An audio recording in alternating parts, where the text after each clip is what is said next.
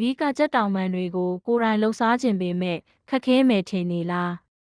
စိတ်မပူပါနဲ့ဒီနေ့ကျွန်တော်တို့အိမ်ရှင်မတွေနဲ့ပပိဝါဒနာရှင်တွေအတွက်အလွယ်ဆုံးနည်းလမ်းလေးကိုပြောပြပေးမယ်နော်အရင်ဆုံးလိုအပ်တဲ့ပါဝင်ပစ္စည်းလေးတွေကိုကြည့်ရအောင်လက်ဆက်တဲ့ကြက်တောင်ပံ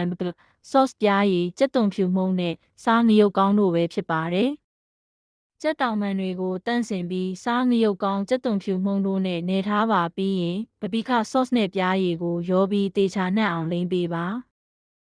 မီးပူချိန်အလဲလက်ရှိတဲ့မီးဖိုဒါမှမဟုတ်ပြီးမီးဖိုပေါ်မှာတစ်ဖက်ကို15-20မိနစ်စီရွှေညိုရောင်တန်းလာတဲ့အထိကင်ပေးပါကြက်တောင်ပံတွေနူးအီပြီးအရသာဝင်သွားအောင် sauce ထပ်လိမ့်ပြီးကင်နိုင်ပါတယ်